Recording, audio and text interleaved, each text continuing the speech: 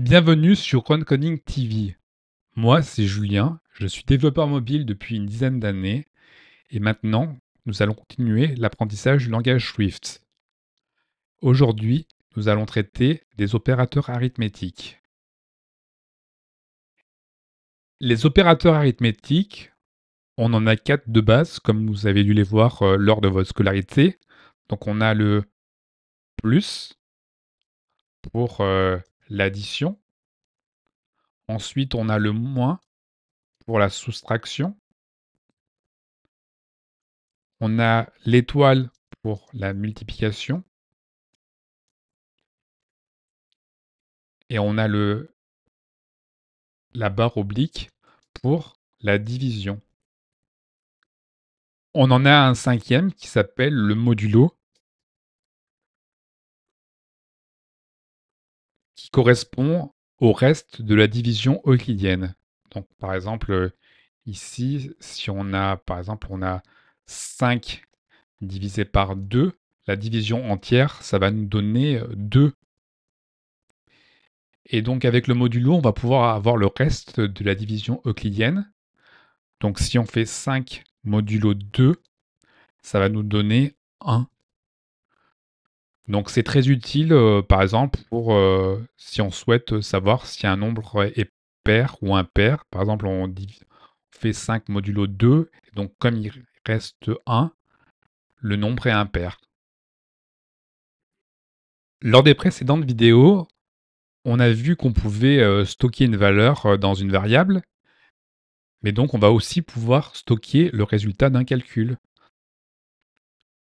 Exemple, je déclare var calcul est égal à 4 plus 6, et donc calcul va contenir 10. Donc si je fais un print avec une string interpolation de calcul,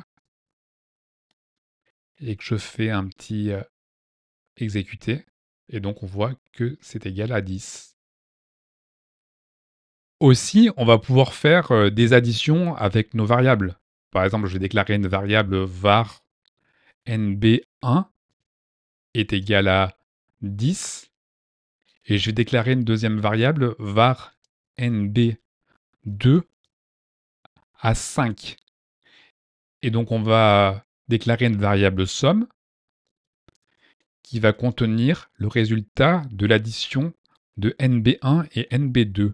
nb1 plus nb2. Et ensuite, on va faire un print de la somme. J'exécute. Donc on a bien notre 15. Nous avons aussi la possibilité d'incrémenter une variable. Donc la variable nbtour, on l'initialise à 1, et donc on veut l'incrémenter de 1. Donc nbtour est égal à nbtour plus 1. Mais on a une écriture encore plus rapide.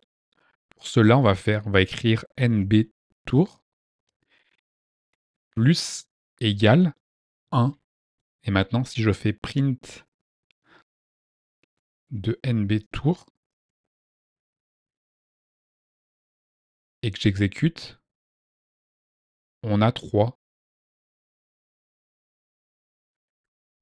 Comme en arithmétique, le multiplié et la division sont prioritaires sur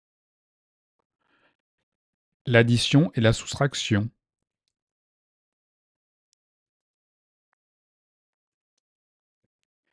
Prioritaire sur plus et moins.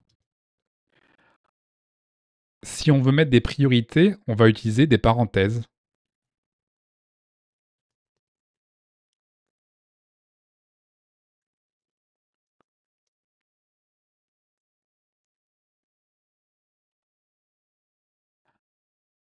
Un exemple, on a 4 plus 6 fois 5. Donc sans parenthèse, ça va nous donner le résultat Ça va nous donner 6 fois 5 prioritaire, plus 4, 34. Et imaginons qu'on met des parenthèses, donc 4 plus 6 fois 5. Donc là, le 4 plus 6 va s'effectuer en premier, multiplié par 5, ça va nous donner 50. Le égal est l'opérateur d'affectation et il est moins prioritaire que les autres opérateurs multiplier, diviser, plus et moins. Donc quand on aura un calcul, il sera fait en premier, puis ensuite on aura l'affectation. On peut aussi décrémenter de manière rapide, donc nombre de tours. On peut le décrémenter de 2 en faisant tirer égale 2, ce qui serait équivalent à NB tours est égal à NB tours moins 2. On peut aussi multiplier nombre de tours par 2 de manière concise avec NB tours étoile égale 2. Ça serait équivalent à NB tours est égal à NB tours fois 2. Voilà ce qu'on pouvait dire des opérateurs arithmétiques dans le langage Swift.